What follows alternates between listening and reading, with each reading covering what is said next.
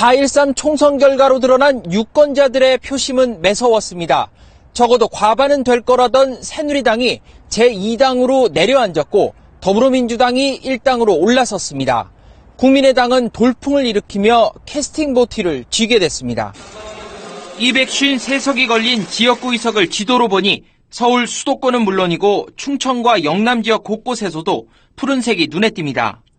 새누리당이 105석, 더불어민주당이 110석, 국민의당 25석, 정의당 2석, 무소속 11석을 차지했습니다. 비례대표는 새누리당이 17석, 더민주와 국민의당이 각각 13석, 정의당이 4석을 얻었습니다.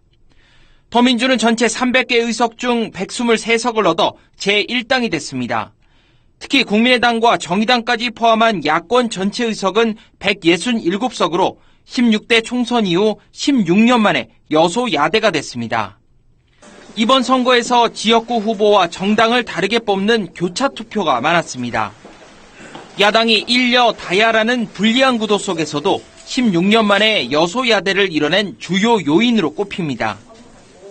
참담한 성적표를 주게 된 김무성 대표가 사임하면서 새누리당은 비상대책위원회 체제로 전환됐습니다.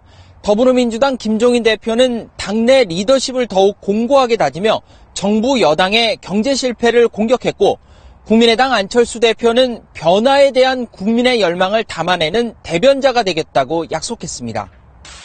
새누리당 김무성 대표는 선거 다음 날 불명예 퇴진했습니다.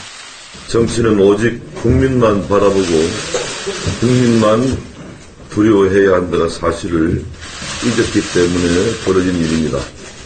비상대책위원장으로 원유철 원내대표가 추대됐지만 비박계를 중심으로 선거 실패의 책임이 있는 지도부가 비대위원장을 맡는 건 부적절하다는 반발이 나오고 있습니다.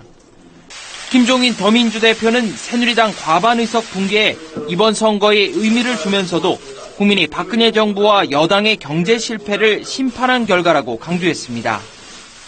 이제 민심을 받들어 정권 교체의 길로 매진하겠습니다. 경제민주화와 포용적 성장의 길로 대한민국 경제의 틀을 바꾸겠습니다. 국민의당은 기대 이상의 성과를 낸 것에 대해 국민이 녹색 바람을 만들어준 거라며 몸을 낮췄습니다. 이번 선거는 정치인들의 승리가 아니라 위대한 국민들의 승리입니다. 국민을 위한 정치를 하라는 국민의 명령입니다. 총선 결과가 이례적이다 보니 20대 첫 국회의장을 누가 할지도 관심사입니다. 제1당인 더민주에서 국회의장이 나와야 하지만 새누리당에서 탈당해 무소속으로 선출된 당선인들이 변수입니다. 유승민, 주호영, 안상수 의원을 포함해 7명의 무소속 당선인 가운데 일부를 복당시키면 제1당 자리를 되찾을 수 있습니다. 하지만 1당이 되는 것만으로는 부족합니다. 어느 당도 단독 과반수에 턱없이 모자라기 때문입니다. 두 번째 변수는 그래서 38석짜리 캐스팅 보트를 쥔 국민의당입니다. 국민의당이 손을 들어주는 대가로 국회 부의장이나 상임위원장 자리를 요구하면 새누리당이나 더민주 모두 꼼짝없이 응해야 하는 처지입니다. 지금까지 정가위클리였습니다.